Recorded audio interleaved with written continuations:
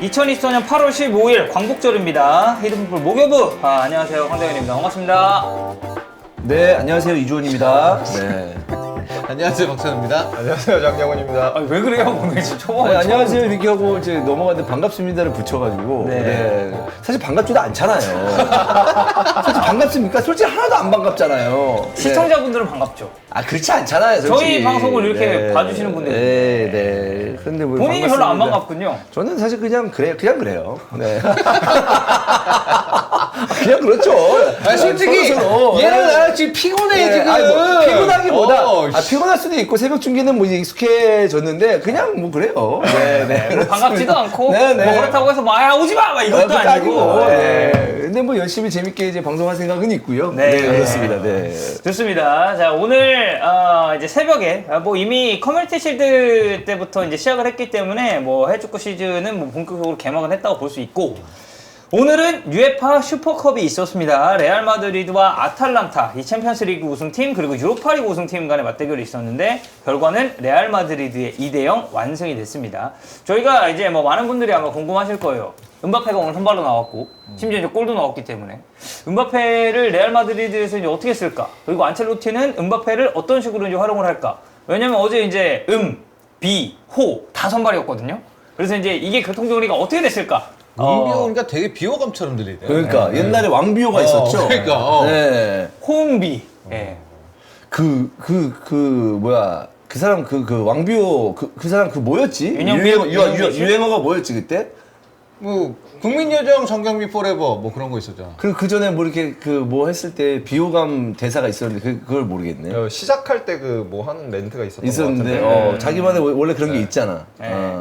뭐 아무튼 자, 그래서 네. 은비호가 어제 다 선발이었는데 뭐 어떻게 좀 긍정적으로 못 봤구나? 은비호보다? 벨링엄도 추가하세요. 저기 바벨 음호라고 돼 있네. 비벨 음호. 비벨음호. 예. 때문에 약간 좀 어두워 보인다 뭔가 그죠? 네, 때문에. 누구? 저거구나. 맞네.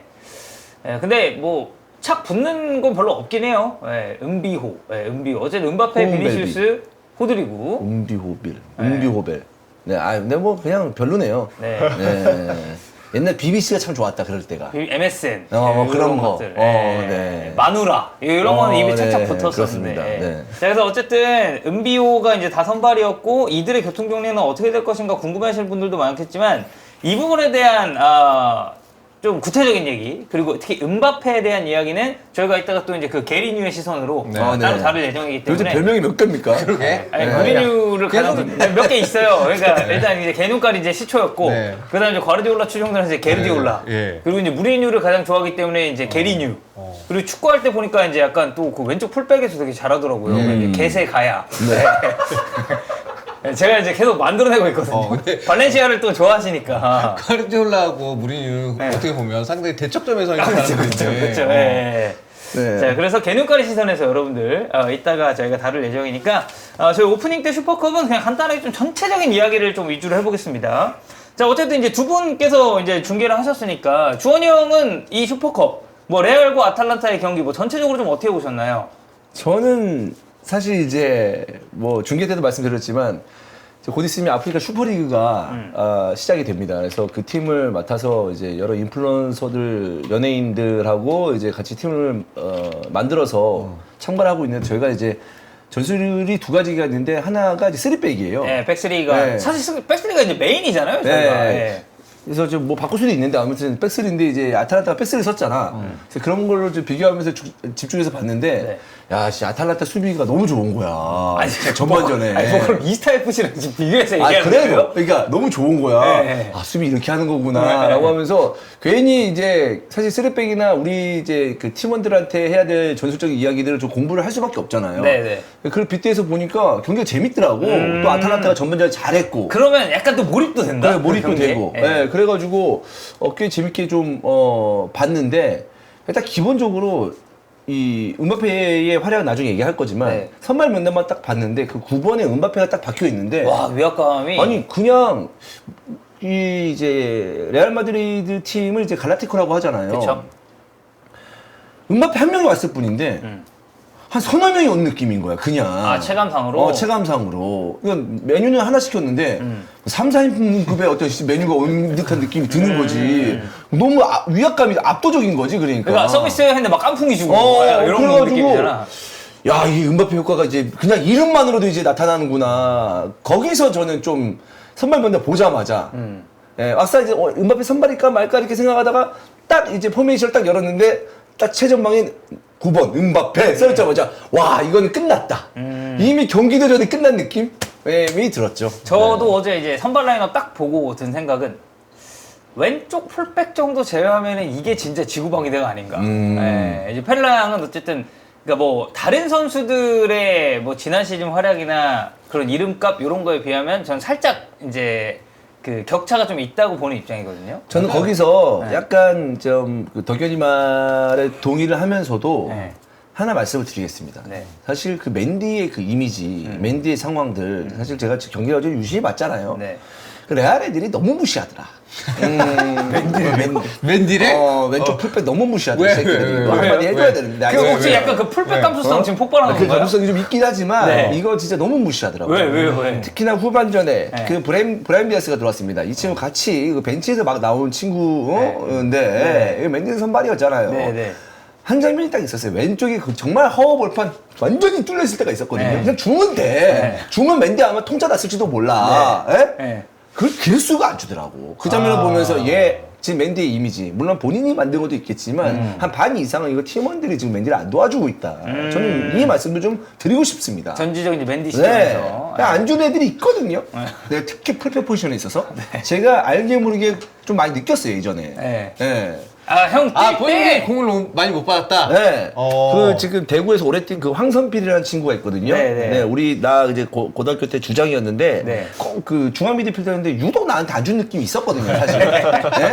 하면서 그래가지고 그 느낌이 이제 어제 맨디를 보면서 좀 갑자기 그 생각이 났어요. 갑자기 옛날 생각도 좀 나고. 네. 예. 네. 아니, 찬우 형은 어쨌든 같은 경기를 동시에 봤잖아요. 좀 어떠셨어요? 아, 근데 일단 맨디는 사실 아탈란타도 조금 그런 느낌이 있었습니다. 이쪽이다. 왜냐면 전반전에 네. 사실 아탈란타가 압박을 가할 때 다 1대1로 했어요. 네. 다 1대1로 붙었는데 맨투맨으로. 네.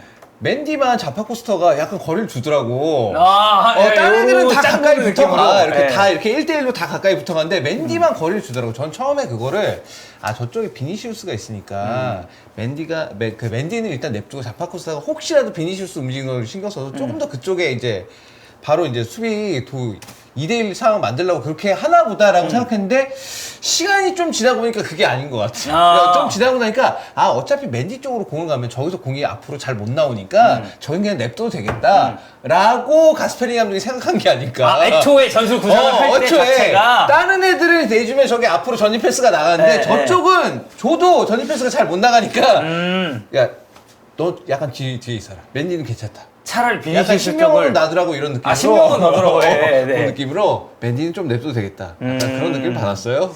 예. 네, 그래서 뭐 결과적으로는 레알 마드리드가 이제 2대0으로 승리를 했고, 레알 마드리드가 이번 시즌 우승을 통해서 UEFA 슈퍼컵 단독 최다 우승팀 6번에 등극을 하게 됐습니다. 2위는 5번 우승을 했었던 바르셀로나고, 뭐 아무래도 올 시즌 뭐 스타트도 좋고, 그리고 전력 보강도 굉장히 잘 됐기 때문에 올 시즌 레알도 뭐 아마 강력한 라리가 그리고 챔피언스 리그의 이제 우승 후보로 꼽히지 않을까 싶은데, 레알 얘기는 저희가 어차피 이제 뒤에 다시 한번 다룰 예정이니까, 아탈란타의 경우에는 좀 어떻게 보세요? 올 시즌 이제 뭐 어떻게 슈퍼컵이라고 딱 한 경기 우리가 보긴 했지만 네. 지난 시즌과 약간 좀 비슷할 것이다? 아니면 뭐 보강을 해야 될 포인트가 있다? 아니 잘할 것 같아요. 왜냐하면은 지금 현재 아탈란타는 가장 중요한 두 선수가 지금 부상으로 빠져 있어요. 최전방에 있는 스카마카 선수가 이제 부상으로 빠져 있고 최후방에 수비를 맡고 있는 스칼비니 선수가 부상으로 빠져 있거든요. 두 선수는 사실 지난 시즌 아탈란타가 팀을 운영하는 데 있어서 가장 중요한 선수들이었기 때문에 네. 이 두 선수가 빠져 있는 상황에서 레알 마드리드를 상대로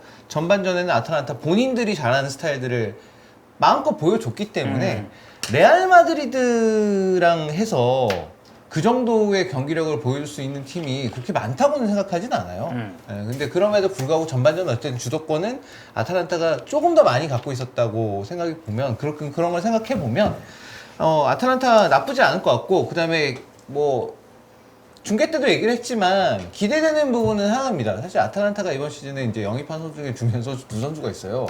레테기하고 스카마카 부상 때문에 레테기는 좀 급하게 영입하긴 했는데 레테기가 있고 자니올로가 있습니다. 아, 차니올로. 과연 얘네를 살려낼 수 있을 것인가? 아, 가스페리니 감독이 이 얘네들도 살려내면 네. 이건 진짜 핫하다. 아, 재활공장 공장장이다. 그걸 넘어서서 핫하다 이 정도면 진짜. 얘네들까지 살려내면 핫하다. 레테기는 만치니 감독이 이제 이탈리아 대표팀 맡았을 때 그때 이제 깜짝 발탁된 이후로 그 뒤로 시간이 좀 지났잖아요. 네. 그냥 그때랑 지금이 똑같거든요. 아, 그냥 변한 게 없다. 그냥 투박해. 투박하고 애가 신체 조건은 엄청 크고 머리도 이렇게 해가지고 더 커 보이고 뭐 그런데 그런 거에 비해서는 그러니까 되게 생긴 거나 이런 건 되게 위압감이 있어 보이는데 네.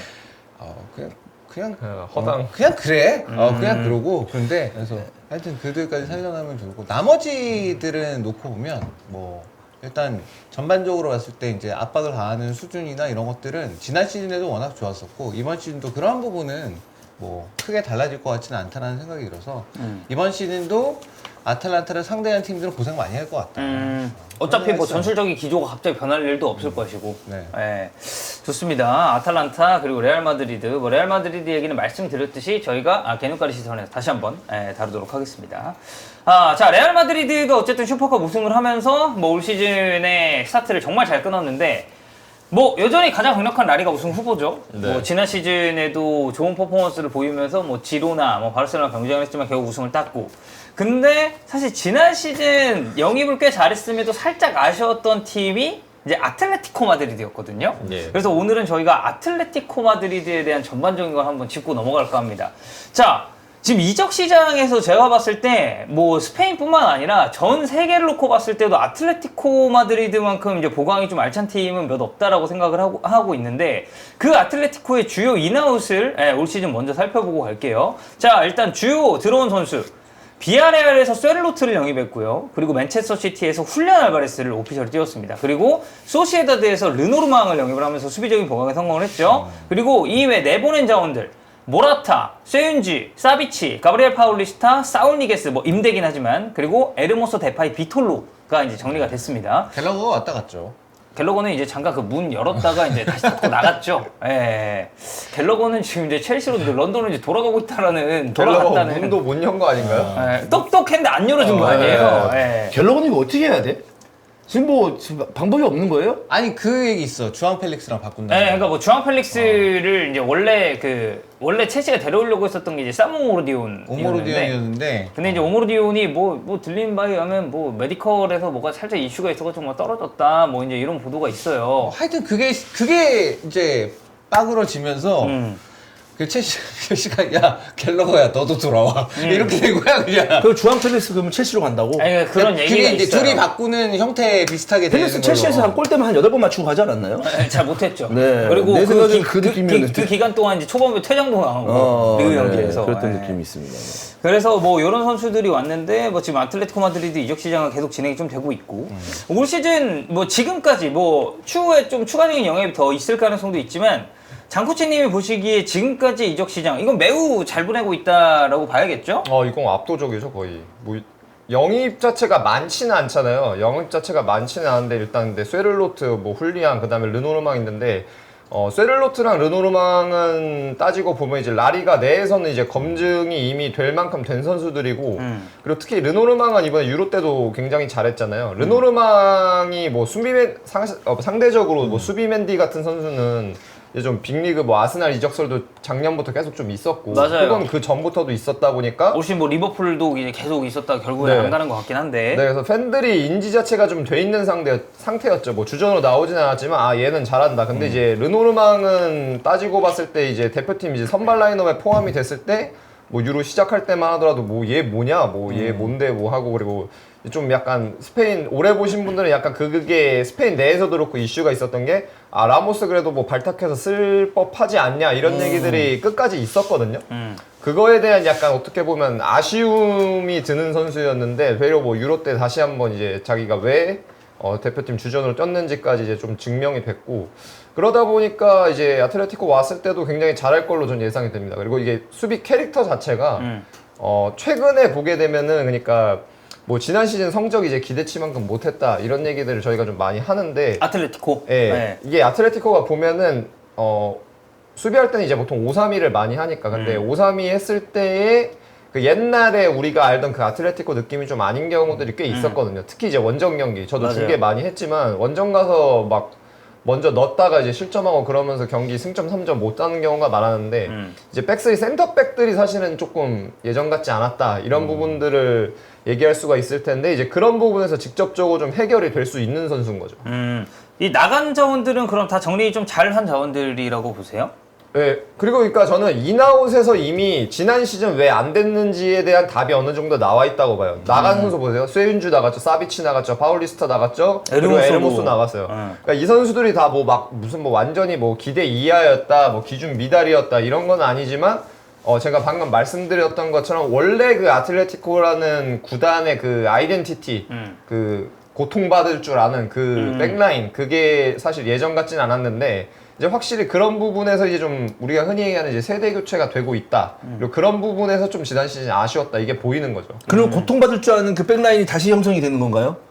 저는 뭐 르노르마 오고 하면서 이제 좀 되지 않을까. 아, 뭐, 그러면은 이 AT 마드리드 이 경기가 그러면은 그 사실 이미지가 좀 너무 좀 지루할 때는 너무 지루하대 뭐 이런 이미지가 있잖아요. 아니, 사실 네. 예전에 그 이제 시메온의 두 줄 수비 할 때도 네. 경기 자체는 난 솔직히 재미없었잖아요. 시메온의 두줄 수비는 인정하는 편입니다. 그때는 우승하려면 바르셀로나 상대로 그런 식으로밖에 할 수밖에 없었다라고 생각을 하거든요. 그리고 저는. 그 당시에 그 막 챔피언스리그 결승이랑 형이 중계했었던 경기들이죠. 레알하고 아틀레티코. AT 마드리드 네. 네, 전설의 연막 작전 내가 얘기했던 해설. 디에고 맞습니다. 코스타. 네, 디에고 코스타. 네, 맞습니다. 네. 그래서 뭐 어쨌든 이제 영입 뭐 그리고 방출도 꽤 잘 이루어진다고 이제 보고 있고 뭐 찬호 형도 전체적으로 좀 비슷한 의견이신가요? 네, 일단 지금 일단 영입한 선수들의 면면 자체가 일단 네임밸류가 너무 높은 데다가 근데 역시 얘기했던 게 아까 이제 장코치도 얘기를 했지만 그 수비진들을 결국 이제 바꾸고 있다. 세윤주는 그냥 바로 이제 내보내고 사비치는 사실 오랜 기간 동안 사실 아틀레티코 마드리드의 중요한 수비수였긴 했지만 사비치조차도 어쨌든 나는 내보내는 갈 때가 됐다. 그런 느낌으로 봐서는 에르모소도 그냥 자유계약으로 나가게 됐고 그래서 수비진의 전반적인 개편을 하게 됐고 여기에 아마 갤러거 같은 그런 캐릭터를 가진 미드필더를 조금 더 원하고 있는 것 같아요. 지금 뭐 캉테 얘기도 있더라고요 보니까 아틀레티코. 캉테를 다시? 근데 뭐 캉테가 사실 또 이번 유로에서 굉장히 주원이 이번에 잘했습니다. 캉테 또 되게 극찬했잖아요 이번 유로 보면서. 아, 캉테는 살 수 있으면 무조건 사야 돼. 어느 팀이든 사야 돼요. 전 처음 그렇게 생각을 합니다. 네. 물론, 누구 데리고 와도, 뭐, 20살짜리 데리고 와도, 뭐, 부상, 이거, 걱정되는 거는 매한 가지고, 저는 캉테 같은 선수는 살 수 있으면 사야 된다. 그리고, 캉테가 무슨 팀 분위기 해친 사람입니까? 아니죠. 아예 뭐 경기를 못 뛰게 하면 어떤 선수들은 기분이 나쁘겠지만, 저는 캉테 정도면 반 게임만 뛰게 해도, 전혀 그러지 않을 것 같거든요. 오히려 팀 전력에. 한 반 게임을 뛰었을 때 부상이 덜 할 수도 있어요. 그러니까 저는 살 수 있으면 사야 되는 선수다. 라고 생각합니다. 어떤 팀이든. 근데 지금 이제 결국 캉테가 사우디 리그로 간 다음에 이제 부상이 없고 이제 건강하게 있는 건데 맞아요. 사우디 리그의 일정 자체가 아무래도 유럽과 유럽 리그보다는 비교했을 때는. 조금보다는 이제 여유가 있으니까 그렇다고 볼 수 있는데 근데 여기 다시 온다면 아틀레티코 마드리드는 또 엄청 빡빡하게 경기를 뛰어야 되는 팀이어서 그러면 역시 우려가 있는 것도 사실이죠. 그 뭔가 이제 그 캉테가 주는 이미지와 아틀레티코는 저 좀 잘 맞는 부분이 있다고 캐릭터 생각해요. 자체는. 어쨌든 빡세게 뛰어야 되는 팀이고 그리고 저는 이제 가장 놀랐었던 게 비톨로가 아직도 이제 아틀레티코에 있었구나. 이 점에 대해서. 근데 마찬가지 아닐까요? 다 저 있는지는 알았는데 그냥 근데 나간 거 이제 드디어 나갔구나 그냥 싶은 거죠 사실. 비톨로도 이제 정리가 됐고. 근데 이제 어찌 보면 이제 훌리안 알바레스도 처음에 이제 이적설이 좀 났을 때는 야 근데 이거 금액이나 이런 거 고려했을 때 이거 아틀레티코 할 수 있냐? 이런 얘기도 좀 많았거든요. 근데 결국 이런 빅네임들이 뭐 이제 셰를로트랑 르노르만 같은 경우 이제 라리가 내에서 뛰던 선수들이다 보니까 어떻게 보면 팀의 체급이나 나갈 수 있는 무대에 대한 부분을 고려를 하면 저는 충분히 이적이 가능하다고 생각을 하거든요. 근데 이제 훌리안은 어쨌든 본인이 뭐 이제 완전 1옵션으로 맨시티에서는 나오기보다는 어느 정도 이제 로테이션을 감안해야 된다는 걸 고려했을 때 이게 주전에 대한 확실한 좀 경쟁력 그리고 뭐 이제 시메오네 같은 이제 감독이 주는 좀 매력 이런 것 때문에 아틀레티코로 좀 오기가 더 수월했다고 봐야 될까요? 예, 훌리안은 그 과르디올라랑 훌리안 알바레스가 이제 이적하고 나서 이제 인터뷰를 두 개를 종합해보면 어느 정도 답이 나오죠. 제가 예전에 이제 시티 얘기할 때 맨체스터 시티가 그리고 뭐 이제 데제르비 있을 때 브라이튼 같은 경우도 그렇고 약간 축구가 농구화되는데 기여하고 있는 팀들이다 혹은 약간 뭔가 선구자 느낌을 제시하고 있는 팀들이라고 얘기를 했거든요. 네. 그때 그렇게 얘기를 했던 이유가 약간은 베스트 11을 꾸리는 데 있어서 식스맨 개념의 선수들이 많아진다 농구로 치면은. 그래서 이게 주전이라고 볼 수도 없고 그렇다고 우리가 흔히 얘기하는 교체 선수라고 볼 수도 없고 벤치 자원으로 보기도 네. 좀 그렇고 네, 그래서 핵심적인 코어는 당연히 한 3, 4명 정도 있는데 그 외 나머지 선수들의 경우에는 상대가 이러한 특성을 지니고 있기 때문에 이 상대를 공략하기 위해서는 A가 적합하다, B가 적합하다 그 감독의 판단에 의해서 이제 선수 유형별로 좀 들어갔다 나왔다는 선수들이 있는데 이제 대표적으로 이제 훌리안 알바레스가 저는 그런 경우라고 좀 보거든요. 예를 들어서 폴라는 그냥 완전히 코어인 거죠. 제가 방금 말씀드린 3, 4명에 포함이 되는데 그 외쪽으로 봤을 때 이제 훌리안 알바레스는 들어왔다 나갔다 할 수 있는 선수인데 이제 과르디올라가 뭐 팔머 이적할 때도 그렇고 그 다음에 스털링 이적할 때도 그랬지만 얘기를 하는 게 항상 스탠스는 똑같아요. 아 나는 주전 자리를 100% 보장해 줄 수가 없다. 이 맨체스터 시티라는 팀이 요구하는 그 레벨은 그런 거를 보장할 수가 없기 때문에 뭔가 그렇게 확답을 줄 수는 없다. 근데 어쨌든 간 너가 우리한테 중요한 선수가 아닌 건 아닌데 근데 너가 그래도 확실하게 주전이라고 느끼고 싶어서 다른 팀으로 이적을 한다면 그리고 그게 너를 행복하게 만든다면 나는 너를 그걸 막을 수는 없다. 사실 페란 네. 이적할 때도 똑같은 네. 스탠스였잖아요. 네, 그래서 구단 간의 합의가 되고 그런 것들이 이유라면은 나는 막을 수가 없다. 나는 너네가 행복하길 바란다. 과르디올라 이번에 똑같이 얘기했어요. 그리고 이제 훌리안 알바레스 이적하고 나서 인터뷰를 보면은 연락이 엄청 왔다 그러더라고요. 그리즈만이 막 오라고 계속 연락하고 그 다음에 이제 뭐 아르헨티나 선수도 있잖아요. 뭐 데폴도 있고 막 그러다 보니까 연락이 엄청 자주 왔다고 하더라고요.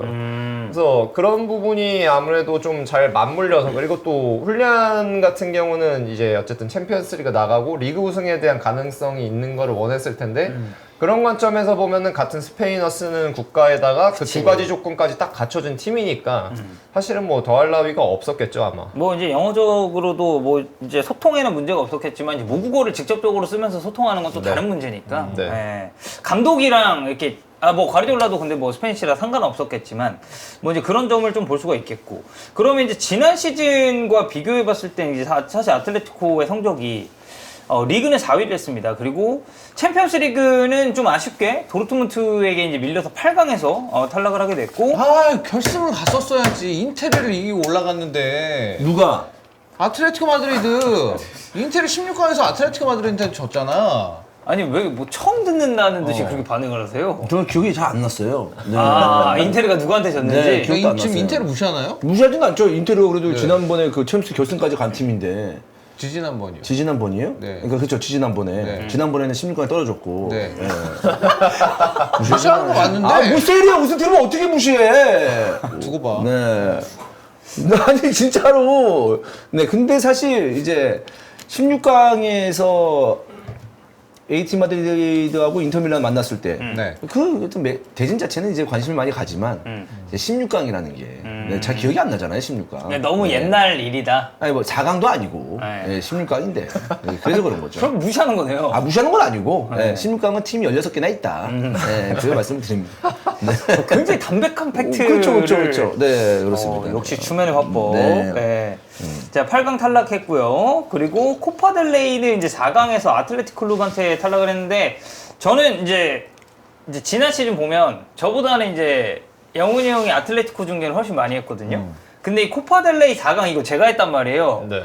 진짜 무기력하더라고 보는데 뭐 물론 아틀레티코 클럽이 정말 잘해서 그런 것도 있지만 아까 얘기했어도 그 원정 네. 와 뭐 원정 가니까 뭐 어떻게 이게 대처가 안 되고 지난 시즌 실제로 아틀레티코 마드리드가 원정 성적이 굉장히 안 좋기도 했고 되게 네. 안 좋았어 진짜. 그리고 슈퍼코파 데 에스파냐는 이제 4강에서 레알 마드리드에게 이제 승부차게 탈락을 하면서 지난 시즌 트로피를 하나도 들어올리지 못했습니다. 뭐 지난 시즌과 올 시즌의 차이는 이런 네임드 선수들이 들어온 것 그리고 이제 수비 라인의 대대적인 개편이 있는 것 정도로 우리가 볼 수가 있겠는데 그럼 지난 시즌과 비교했을 때는 올 시즌 아틀레티코가 좀 바꿔야 될 부분, 좀 개선해야 될 포인트는 수비 외쪽으로는 좀 뭐가 있을까요?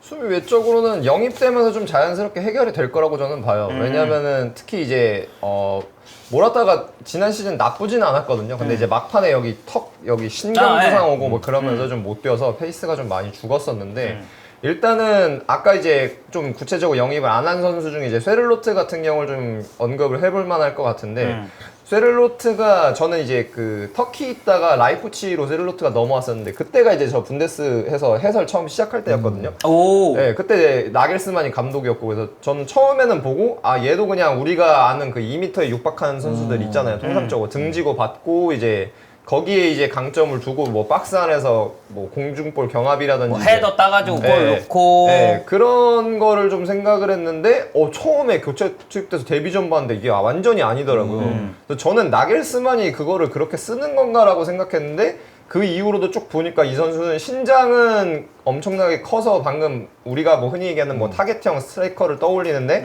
되려 측면에서 1대1 옵션에 좀 가깝거든요.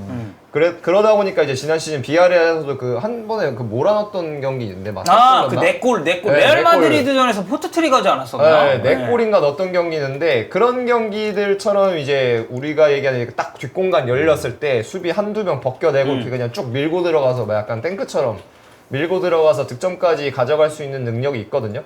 근데 이제 약간 지난 시즌 보면은 그런 게 조금 아쉬웠어요. 왜냐면 또 어쨌든 5-3-1을 하면은 투톱을 기본적으로 가용을 하기 때문에 이제 상대가 포백하면 센터백에서 2대2가 걸린단 말이죠. 그럼 거기서 역습에서 좀 득점을 가져가는 부분들이 좀 더 있었어야 된다고 보는데 그 부분에서 좀 지난 시즌 이제 저도 중계를 하다 보면 조금 아쉬웠다. 역습 상황에서의 기대치가 예전만큼 높지가 않았다. 맞아요. 근데 이제 쇠를로트가 영입이 됐고 뭐 훌리안 같은 경우도 영입이 됐다 보니까 특히 이제 쇠를로트는 이제 그런 부분에서 약간 예전에 뭐 디에고 코스타 뭐 막 비아 막 있고 막 이럴 때 그리고 뭐 좀 그 이후도 그렇고 그런 느낌을 좀 다시금 줄 수 있는 선수인 거죠. 이번 시즌에 아틀레티코 마드리드 지금 영입하고 이런 거 봤을 때 트로피 하나 정도 좀 노려볼 만하지 않을까. 이제 리그 우승은 뭐 아무래도 레이스가 기니까 좀 뭐 힘들 수도 있겠지만 뭐 코파델레이라든지 아니면 참가하고 있는 근데 뭐 여기에 영원한 그 숙제는 결국 이제 챔피언스 리그가 되긴 할 텐데 올 시즌 챔피언스 리그가 또 이제 개편이 또 이제 대대적으로 되기 때문에 그 부분은 조금 더 지켜봐야 되지 않을까 싶습니다. 어쨌든 아틀레티코 마드리드 팬들은 기분이 굉장히 좋으시지 않을까 싶습니다. 자, 이렇게 아틀레티코 마드리드 얘기로 저희 토픽을 처음 다뤄봤고요. 그 다음은 이제 프리미어리그 얘기로 좀 넘어가 보도록 하겠습니다. 프리미어리그 중에서도 이제 손흥민 선수 관련된 이야기를 할 건데 이제 그 커뮤니티에 어떤 분이 손흥민 이번 시즌에 이제 달성할 수 있는 기록은 뭐가 있을까라고 해가지고 쭉 이제 정리를 해놓으신 게 있더라고요. 그래서 저희가 그거에서 이제 발췌를 좀 해서 손흥민 선수가 이번 시즌에 어디까지 기록 갱신을 좀 할 수 있을지 이 부분을 한번 체크하고 넘어가도록 하겠습니다. 자, 일단 첫 번째 프리미어리그 통산 득점입니다. 지금 손흥민 선수가 프리미어리그 통산 120골을 넣고 있는데 순위는 스티븐 제라드와 마찬가지로 공동 22위에 랭크가 되어 있습니다. 그래서 이제 위쪽으로 이제 쭉 봤을 때는 로멜로 루카쿠가 이제 한 골 차이가 돼 있고 그 위가 이제 123골의 라임 스털링 그리고 그 위가 이제 125골의 니콜라스 아넬카 이렇게 쭉쭉쭉쭉 자리를 좀 잡고 있는데 지난 시즌에 손흥민 선수가 17골을 달성을 했잖아요. 톱과 이제 윙을 또 적절하게 오가면서 이제 저희 패널분들이 생각하는 올 시즌 손흥민 그래도 한 요 정도 득점은 기록할 수 있지 않을까 그 예상 기대치를 좀 여쭤봐도 될까요? 일단 뭐 주원이 형 어떻게 보세요? 10골은 당연히 넘을 것 같고 두 자릿수는 넘을 것 같고 기대는 15골. 기대는 15골 네. 좀 솔랑케하고 호흡이 되게 중요하긴 한데 솔랑케가 또 왜냐하면 이제 측면에 이제 아예 이제 왼쪽 측면에 박힌다면 우리가 이전에 봤었던 손흥민 존의 어떤 그 슈팅들이 좀 몇 번 긁힌다면 한 10골 정도는 되지 않을까라는 생각인데 네. 두 자리 정도. 그렇습니다. 네. 두 자리는 해야죠. 그래야 우리가 좀 재밌게 보지 않겠습니까? 네. 아니, 왜냐면 손흥민 선수가 지금 2015-16 시즌 제외하고는 한 번도 두 자릿수 골을 못 넣은 적이 없기 때문에 프리미어리그에서 그래서 올 시즌도 좀 유력하다고 보고 찬우 형도 좀 비슷한 입장이신가요? 바디랑 15위 두고 싸우겠네요 이번 시즌에. 제이미 바디. 그러니까 바디도 제가 돌아왔기 때문에 네. 다시 프리미어리그 돌아왔으니까 근데 이제 바디는 어쨌든 바디도 꽤 어쨌든 간 5골은 넣을 것 같거든. 아무리 못 넣는다고 하더라도 5골은 넘게 넣을 것 같아서 네. 바디 넘기가 쉽지 않아 보이긴 한데 어쨌든 15위 다툼? 그거 할 것 같아요. 일단. 예. 제가 이제 저희 대본에는 진한 글씨로 표기한 게 이제 그 프리미어리그 지금 현역으로 뛰고 있는 선수들인데 10위에 모하메드 살라, 그리고 15위에 제이미 바디 136골입니다. 그리고 19위에 말씀드렸던 라임 스털링, 그리고 손흥민만 지금 이 22위 안에 있는 선수들 중에서 현역 선수들이라서 이거는 뭐 찬용이 얘기한 대로 15위권 두고 좀 다툴 가능성이 좀 높아 보이고, 장코치님도 좀 비슷하시죠? 저도 뭐 15골 정도? 네, 10골에서 15골 사이 정도 들어가지 않을까. 그래서 현실적으로는 15위권 정도를 이제 두고 다툴 것 같은데, 아까 주원 형이 얘기했듯이 이게 지난 시즌에 손흥민 같은 경우는 사실 이제 중앙 쪽이 이제 기용이 많이 됐었고, 우리가 기존에 알던 그런 전형적인 윙포워드 느낌은 아닌 경기들이 꽤 있었는데, 우리 이제 솔랑케가 영입이 되고 손흥민의 위치가 이제 어디로 가느냐에 따라서 저는 득점 빈도가 전 시즌보다는 조금 줄어들 수도 있지 않을까, 좀 이런 생각은 들거든요. 네. 네. 그래도 10골 이상은 넣어야지만 또 토트넘도 살아날 수 있다고 생각을 하고, 왜냐하면 이제 솔랑케가 어느 정도 할지 모르고, 그러면 솔랑케는 15골 이상은 집어넣어줘야 됩니다. 그쵸? 네. 네. 그리고 뭐 클루셉스키나 브레넌 존슨에게, 특히나 브레넌 존슨에게 우리가 지금 뭘 기대할 수 있겠습니까? 측면에서 득점이 좀 나와줘야 되거든요. 네, 왜냐면 프리시즌 봤을 때도 네. 여전하더라고요. 그러니까 막상 딱 끝나고 보면 브라이언 존스는 항상 포인트는 뭔가가 있는데 그 진짜 넣어줘야 될 찬스에서 좀 날리는 그런 것들이 좀 비슷하더라고요. 네. 프리시즌도. 그래서 그런 거를 이제 솔랑케에게 해리케인만큼의 득점력을 기대할 수는 없으니까. 네. 그렇기 때문에 다른 윙포워드들이 잘 해줘야 된다. 손흥민 10골 이상 넣어야 됩니다. 그래야 토트넘 챔스 갈 수 있어요. 저는 그렇게 봐요. 자, 그래서 어쨌든 이 프리미어리그 통산 득점에 있어서는 15위권에서 이제 좀 경쟁을 할 것 같고, 그 다음이 이제 토트넘 허스퍼 소속으로 달성할 수 있는 기록들인데, 출장 기록 그리고 골 기록이 있습니다. 지금 토트넘 허스퍼를 기준점으로 이제 잡았을 때는 클럽 통산 이 출장, 손흥민이 지금 408경기에 출전 중이거든요. 근데 토트넘에서 이제 10번째로 많이 출전한 선수가 이제 지미 디모크라는 선수인데 1919년에서 1931년까지 뛰었고 437경기에 이제 출장을 했습니다. 뭐 아무래도 아유. 올 시즌 끝나면 10위 바로 랭크 될 것 전인데 같은데. 일제 강점기에 뛰셨던 분이네. 딱 그러네요. 네, 딱 그 시기네요. 네. 광복절입니다, 여러분. 네. 네. 대한독립 만세입니다. 네. 만세! 네. 맞습니다. 예. 오늘 광복절이고요, 여러분들. 네, 올 시즌 끝나면은 이제 10위권은 충분히 랭크를 하지 않을까. 어떻게 보면은 9위, 이제 유럽 대항전이 또 있잖아요, 올 시즌 토트넘은. 그래서 9위권까지도 충분히 들어갈 수 있지 않을까라는 생각이 좀 들고, 그 이제 득점 기록을 좀 살펴봤을 때도 토트넘 역대 득점 지금 손흥민 선수가 5위거든요. 근데 이제 5위인데 바로 위쪽에 있는 4위 마틴 치버스와 이 기록을 비교해봤을 때 손흥민이 162골, 그리고 마틴 치버스가 174골을 기록하고 있습니다. 그래서 우리가 앞서서 이제 전망했었던 10골 이상 혹은 이제 15골을 넣었을 때는 토트넘 통산 득점에 있어서도 4위권까지 충분히 볼 수 있지 않을까. 야, 근데 3위부터는 어렵긴 하다. 네. 왜냐면 3위가 이제 그 다음부터는 200대로 갑자기 확 난이도가 뛰네. 아, 나 지금도 너무 대단한 것 같아. 아, 지금도 이거 뭐 말이 됩니까, 이거? 네. 손흥민 진짜 옛날에 이거 10년 됐거든요. 이제 손흥민 이제 10년 차잖아요. 맞죠? 그쵸. 왜냐면 다음 네. 시즌이 24, 25 시즌이고 손흥민 선수가 15, 16부터 뛰었으니까. 되게 저도 그 2009년에 방송 데뷔해서 2019년이 됐을 때 뭔가 좀 감회가 새로울 줄 알았어. 10년이 10년 차, 됐으니까. 10년 됐는데. 근데 전혀 그런 느낌이 없었거든요, 사실. 그런 건 없었는데. 저도 그랬어요. 예. 근데 나는 지금 손흥민이 10년 차 됐다니까 좀 약간 울컥하거든요. 왜냐하면 손흥민이 2014, 2015 손흥민을 보고 저희가 이제 축구 채널을 만든 건 아니었는데, 팟캐스트를 만든 건 아니었는데, 그냥 팟캐스트를 만들자마자 손흥민이 토트넘을 이적을 하면서 흥했어요. 예. 그랬는데 이제 손흥민 덕분이잖아요.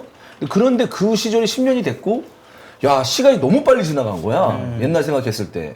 그래가지고 그때 자은이가 기어다닐 때였는데 지금 초등학교 3학년이거든요.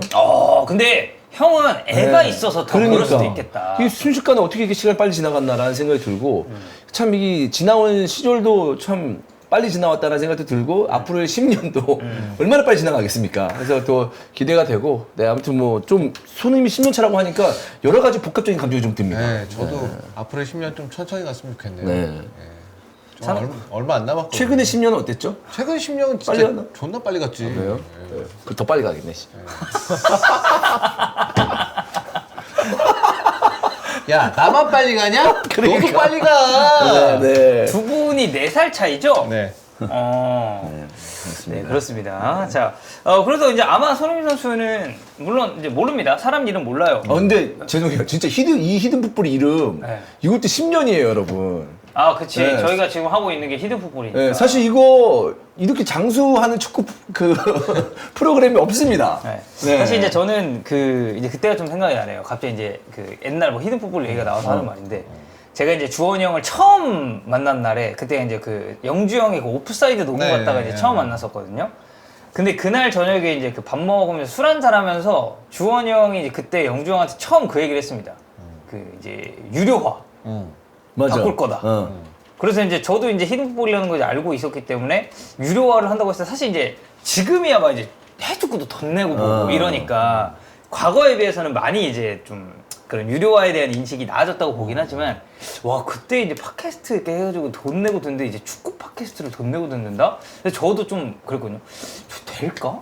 저걸 듣는 사람이 좀 있을까? 그래서 자칫 잘못하면 이제 히든풋볼이 이제 거기서 이제 끝날 수도 있지 않을까라는 생각을 했는데 그 이후에 이제 더 이제 탄탄대로로 승승장구를 하면서 근데 사실 이제 사업성을 바라보고 한 건 아니었어요. 진짜 한 가지 목표였어요. 그러니까 뚜렷했어요. 유료를 하는 이유는 그때 딱 한 가지. 뭐요? 아니 돈은 안 되는데 박종희 새끼가 계속 나간다 그러니까 아 이거 어떻게 돈이라도 벌어가지고 얘한테 돈을 줘야 되겠다. 네. 그 유료 할게. 유료 한번 해보자 그러면은. 그럼 네가 좀 같이 버틸 수 있겠니? 라고 해가지고 그 목표 하나로 해가지고 유료화를 한 거죠 사실. 그래서 종윤이 형은 그때 대답은 오케이였나요? 유료화해서 오케이였죠. 만약에 그 돈이 수익이 발생을 하면은 남는다. 아니 왜냐하면 우리 그때 스포츠 팟캐스트 2주 만에 1등 찍고 막 해가지고 네. 되게 이슈가 많이 됐었어요. 근데 그러면서 이제 많은 분들이 들었거든요. 저 그때 지금 생각나요. 유료화 해가지고 하자마자 저는 바로 차 바꿀 줄 알았어요. 그러니까 나 부자 된다 이제. 왜냐면 그때 한 10,000명씩 들었죠. 네. 그리고 공공연하게 술자리 하면서도 야 내가 유료할 건데 이만큼만 들어도 내가 바로 차 바꾼다. 한잔해 이 새끼야. 이렇게 하면서 술 먹었었어요. 아니 잠깐만. 그럼 그 이만큼이 몇 명이었어요? 아니 그래도 반 이상은 들을 줄 알았죠. 한 5,000은 될 줄 알았다. 예. 진짜 여러분 이게 저는 이제 아직도 저는 제 모든 사업을 유료화할 때 이 수치를 저는 기준을 하거든요. 네. 1%입니다. 그렇죠, 1%. 1%. 네, 1%의 기적입니다. 100명. 그것도 기적이야. 네. 100명이 이제 그렇습니다. 듣기 시작했고. 네. 네, 그래서 어쨌든 히든풋볼도 이제 그때부터 굉장히 오랫동안 지금 진행이 되고 있는데 손흥민 선수도 이제 뭐 아까 하려고 했었던 얘기를 해보면 그러니까 몰라요. 이 선수가 이적을 나중에 뭐 할 수도 있는 거고 뭐 막말로 진짜 말년에는 나 한국에서도 한 시즌 정도 뛰고 은퇴하고 싶다라고 이제 해서 돌아올 수도 있는 거고 하지만 이제 토트넘에서 쭉 뛰다가 그냥 여기서 커리어를 마감한다고 봤을 때 현실적으로 골 기록이나 출장 기록 봤을 때는 좀 어느 정도 선수까지는 넘어설 수 있다고 보시나요? 여기 나온 선수들 말고요. 저희가 살펴봤던 선수들 말고. 아니요, 여기 지금 프리미어리그 내 득점 있는 선수들 은퇴했을 때? 네, 토트넘에서 이제 다 뛰다가 은퇴를 한다고 봤을 때 이제 이 진한 볼드 처리가 사라졌을 때. 사라졌을 때 나는 진짜 10위권에 들어갔으면 좋겠거든? 12. 근데 근데 살라가 이제 어쨌든 이 위쪽으로 쭉 올라갈 거거든요. 이번 시즌 기점으로. 그럼 10위가 이제 저메인 데포 정도로 잡아야 돼요. 그러니까 160골 정도는 하지 않을까? 160골. 한 3년 더 뛴다고 봤을 때 지금부터 40골은 더 넣지 않을까요? 지금 그러니까 3년 그러니까 3시즌 안에 이제 40골. 와, 그러면은 몇 시즌 어쨌든 한 15골 이 정도 평균치로 그렇지. 나와요. 근데 빡세. 진짜 힘들어, 근데. 빡세긴 한데 욕심입니다. 야, 근데 한국인이 딱 역대 프리미어리그 올타임 스코어로 톱 10. 이거는 이거 자체로 의미가 엄청 있긴 할 것 같네요. 아니 뭐 대포는 왜 이렇게 많이 넣었어? 아니 대포가 진짜 많이 넣었더라고요. 진짜 많이 넣네. 여기저기 다니면서 많이 넣었죠. 근데 대포 근데 괜찮은 공격수야 대포. 근데 그때 램파드는 진짜 여기서 이렇게 했는데 그 진짜 아이씨 진짜 감독하면서 이거 다 까먹고 있네 진짜. 야 177골인데 와 대단한 선수인데. 심지어 여기 맨 위쪽에 있는 선수를 다 공격수인데 램파드만 그러니까 미드필더예요. 네. 와 진짜 대단한데. 찬우 형은요? 저도 이제 그 정도를 해줬으면 좋겠는데 그러면 이제 자연스럽게 토트넘 내에서 출장 기록도 탑5 안에 그냥 들어갈 거고 만약에 진짜 그렇게 된다면 그 다음에 득점 기록도 그렇게 되면은 야 그럼 다시 5위권 안에 이제 또 도전할 수 있는 아니 그 5위권이란다 그렇게 되면 이제 안정적인 4위 안정적인 4위 그리고 조금 조금 뭐가 더 터지고 하면 3위도 한번 이렇게 노크 한번 정도는 비벼볼 수도 있는, 그러니까 다른 컵 대회들도 있으니까, 그러니까 한번 비벼볼 수도 있는 그런 정도가 될 거니까. 그러면 좋겠네요, 진짜. 근데 쉽지는 않다. 새 시즌을 그렇게 꾸준하게, 그러니까 지금부터 꾸준하게 새 시즌을 뛰어야 된다는 얘기니까, 물론 손흥민 선수는 굉장히 건강한 선수고 뭐 크게 뭐 부상 같은 많이 건 별로 없잖아요. 없이 네. 건강하게 잘 뛰는 선수니까 뭐 당연히 기대해 볼 수 있는 거긴 한데, 또 이제는 손흥민 선수 나이가 이제 결국 이제 뭐 젊다라고 말하기엔 좀 어려운 그런 나이가 92예요. 됐으니까. 92. 예. 나이가 좀 있어서. 예. 장구치님도 좀 비슷하신가요? 저는 좀 현실적으로 약간 여기 지금 반페르시, 쉐링엄 이 정도. 반페르시 쉐링엄 13위, 14위. 네, 12, 13, 14 요 정도. 그러면 지금을 기준으로 잡았을 때 한 30골 정도? 네. 예, 은퇴하기 전까지. 네. 예. 자, 좋습니다. 어쨌든 손흥민 선수가 올 시즌 달성할 수 있는 기록들, 저희가 언급한 부분들은 꼭 이제 달성을 좀 해서, 저희가 2024, 2025 시즌 프리미어리그를 보는데 또 다른 재미를 줬으면 좋겠습니다. 자, 또 이제 프리미어리그 얘기를 좀 해볼 건데, 앞서서 이제 손흥민 선수 뭐 득점 관련해서 이야기를 했지만, 다음 시즌, 그러니까 돌아오는 시즌에 이 프리미어리그 골든부츠에 대한 관심도 상당히 지금 뜨겁게 전개가 되고 있습니다. BBC에서 이 기사가 올라왔어요. 프리미어리그 골든부츠는 누구의 차지가 될 것인가? 여기서 이제 간단히 이제 코멘트만 저희가 좀 보면, 엘링 홀란이 2022-2023 시즌 그리고 2023-2024 시즌 두 시즌 연속으로 프리미어리그 득점왕 타이틀을 가져갔고, 하지만 이제 뭐 강력함 그리고 임팩트에 있어서는 아무래도 2022-2023 시즌이 굉장히 강하지 않았나라는 평가가 뒤따랐습니다. 지난 시즌을 기점으로 봤을 때는 콜 파머 역시도 상당히 좋은 폼을 보여줬고, 여러모로 봤을 때 이 득점왕 경쟁이 어느 정도 이루어졌었던 시즌이다 보니까 올 시즌 역시도 저희가 득점왕 후보군은 누가 있는지, 어떤 선수들이 현실적으로 프리미어리그의 이 골든부츠를 차지할 수 있는지 하나하나 좀 7명의 후보군을 저희가 살펴보도록 하겠습니다.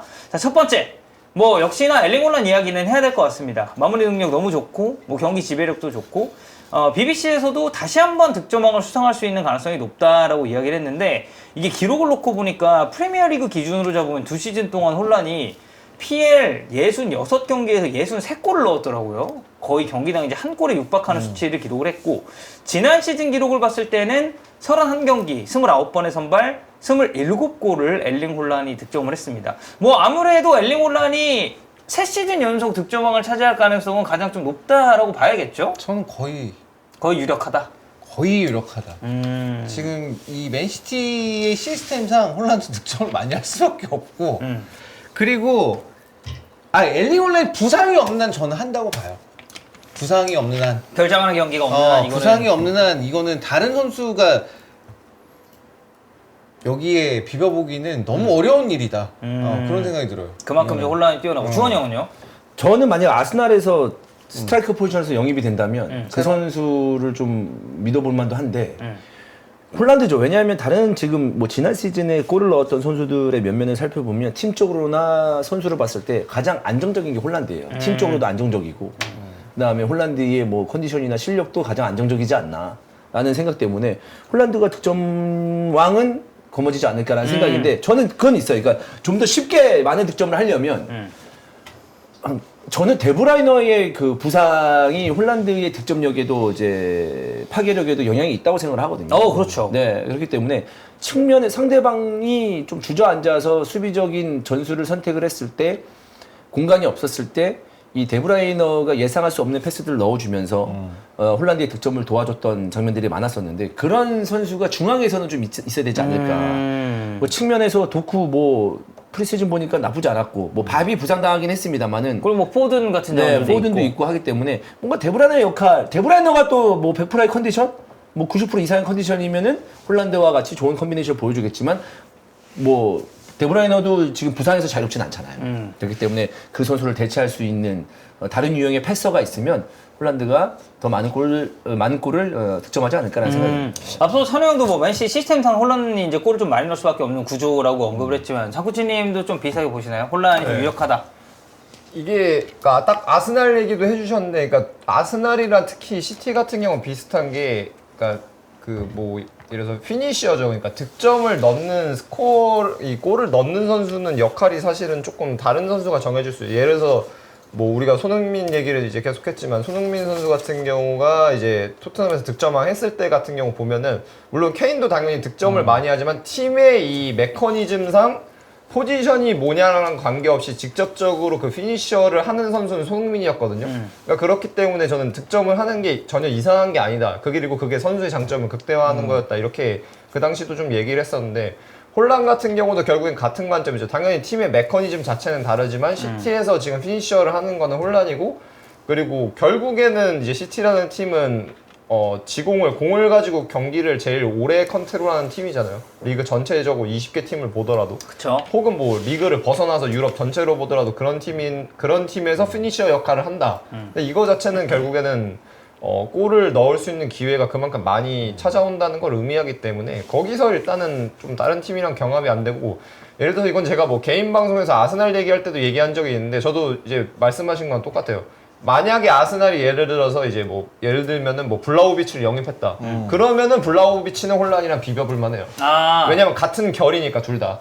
같은 결이니까. 근데 지금 아스날은 결국에는 전형적인 9번 스트라이커 이 피니셔로는 스트라이커가 없기 때문에 약간 시티가 혼란 오기 전이랑 비슷한 거죠. 리그 우승을 할 수도 있고 한데 그때 보면 이러잖아. 막 누구 10골 뭐 8도움 뭐 누구 12골 뭐 4도움 이게 좀 분산이 되잖아요. 피니셔가 이렇게 딱 정해져 있는 게 아니고 그때 메인 스트라이커 없이 네. 약간 진짜 그 제로톱 네. 실험도 엄청 많이 네. 했었고. 그러니까 진짜 상황으로 골 넣는 거거든요. 그러니까 얘가 넣을 수 있는 상황, 얘가 넣을 수 있는 상황, 얘가 넣을 수 있는 상황으로 골을 넣는 건데 그러니까 아무래도 그런 선수가 또 아스날을 결국 영입을 안 할 것처럼 보이니까 혼란이 좀 유력해 보입니다. 자, 어쨌든 이제 이제 장코치가 분석을 잘해요. 예, 뭐, 그러니까 데려왔죠. 그렇죠. 아스날에 대한 어떤 평가나 이런 것도 저랑 좀 비슷하고, 네. 예, 역시 보는 눈이 좀 있습니다. 네. 예. 굉장히 좀 이런 그 결이 같은 사람과 이렇게 그 축구 방송을 한다는 것 자체가 행운이죠. 네. 그 맞습니다. 본인 결 말씀하시는 거죠? 뭐 제 결도 있을 수 있겠고 덕현이 결, 장코치 결. 네. 네. 찬우 형하고는 10몇 년째 안 맞고는 있지만 그래도 얘기 결 맞는 사람도 네, 있으니까.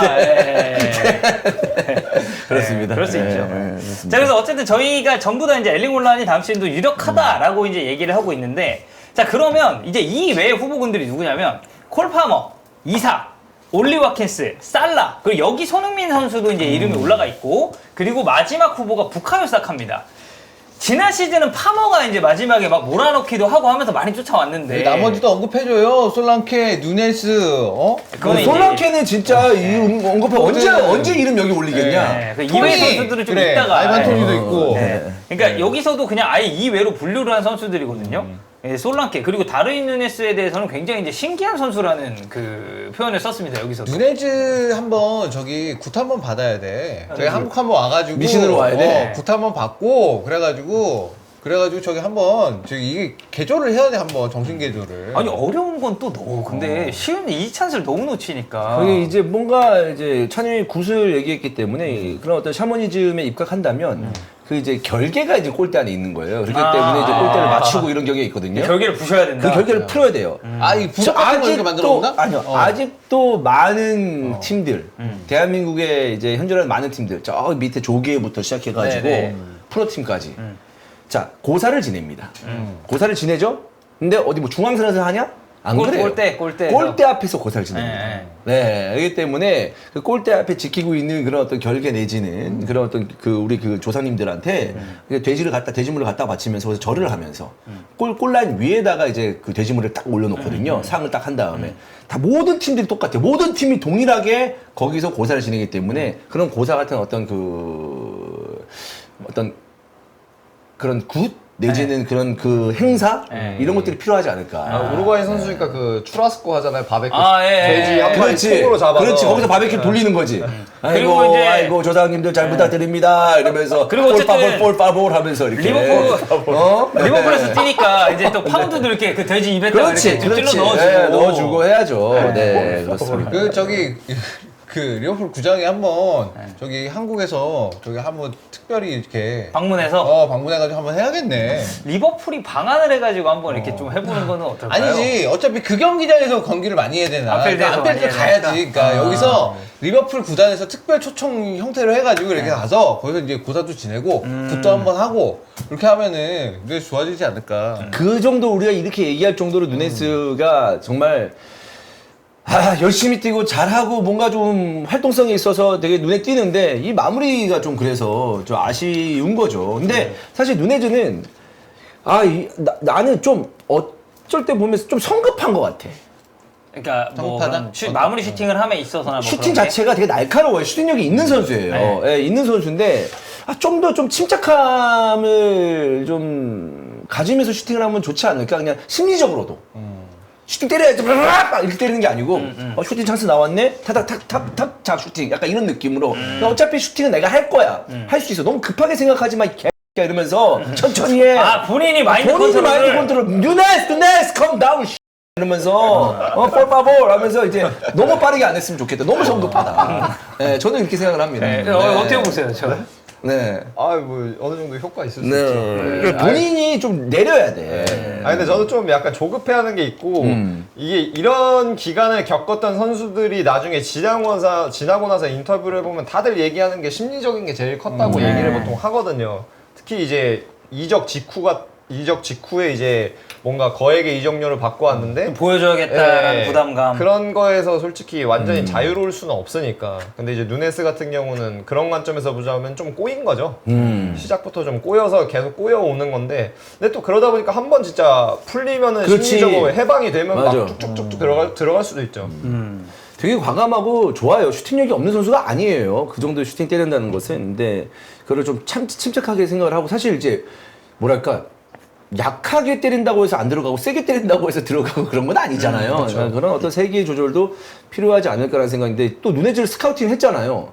그러니까 슈팅 때렸을 때 좀 어이없는 판단을 해요. 순간순간. 그러니까 그런 거를 좀 저는 뭐 각 팀의 요즘은 심리적인 어떤 코치들도 있고 아니면 슈팅 공격 코치들이 또 따로 세분화돼 있으니까 같이 얘기하면서 연구하면서 좀 이제 좀 발전하는 그런 모습을 좀 보여주면 좋지 않을까라는 생각입니다. 고칠 수 있을까? 봐야죠. 이거. 저는 회의적입니다. 사실은 좀 회의적이에요. 그 옛날에 투엘이 베르너 와서 골 계속 못 넣었을 때 얘기한 거 있잖아요. 뭐 이렇게 밤에 놀러 나가가지고 클럽 가가지고 이제 여자한테 뭐 이렇게 번호를 대시를 했는데 안 받아주면은 그냥 흘려 보내야 되는 거다. 그냥 이건 그냥 끝났구나 하고 다음 기회에 그냥 그거에 매이면 안 되고 그냥 안 됐구나라고 생각해야 된다고. 그냥 다음 기회로 넘어가야 된다고 하는데 이제 좀 약간 매여 있는 느낌인 거죠. 자, 어쨌든 누네스 있었고 이외에는 뭐 필포든 그리고 이번에 맨유로 온 조슈아 지르크지, 은쿤쿠, 아이반 토니, 뭐 이제 마테타 이런 선수들까지 언급이 좀 됐는데 딱 하나만 꼽아봅시다. 그러면 혼란을 좀 위협할 수 있는 선수 이 리스트 중에는 좀 누구라고 보시나요? 딱 한 명만 꼽자면. 솔직히 없지. 3년 전 살라? 그래? 타임 모험을 해야 된다. 가능하지. 그러니까. 가능하지. 그때 살라나면 가능하지. 근데 와킨스도 지난 시즌 많이 넣었잖아. 그래, 19골 넣었어요. 와킨스 지난 시즌 많이 넣어서 네. 와킨스가 조금 기대되기는 하고 파멍은 이번 시즌도 이렇게 많이 넣을 수 있을까? 저는 조금 회의적으로 보긴 해요. 네, 콜파머. 이게 그리고 감독이 마레스카이기 때문에 마레스카랑 이 포체티노랑 또 공격하는 그 결이 달라서 공 순환하는 과정도 달라서 훨씬 더 좀 포지셔널하고 훨씬 더 역할이 구체적일 거라서 저도 팔머는 이렇게 또 넣기는 좀 힘들다고 봅니다. 근데 저는 이삭. 이삭. 이삭도 가능성 있지. 저는 이삭. 골 많이 넣었지. 왜냐면 뉴캐슬 공격 형태상 경기 이기고 지고랑 관계없이 득점을 하기 좋은 찬스는 이삭이 엄청 많이 올 거예요. 혼란이랑은 다른 의미로. 그러니까 아까 저희가 쇠들로트 얘기할 때 했던 것 같은 그런 유형의 상황이 제일 많이 나오는 게 또 뉴캐슬이기 때문에 네. 뉴캐슬이 경기를 이기고 예를 들어서 경기 결과는 뭐 2대2로 비기고 뭐 3대3으로 비기고 뭐 아니면 뭐 4대3으로 질 수도 있어요. 근데 이삭 멀티골. 네, 그런 관점에서 보면은 저는 이삭이 제일 가능성이 높지 않나 생각합니다. 좋습니다. 자, 이렇게 골든부츠 관련해서도 저희가 짤막하게 이제 토론 한번 해봤고요.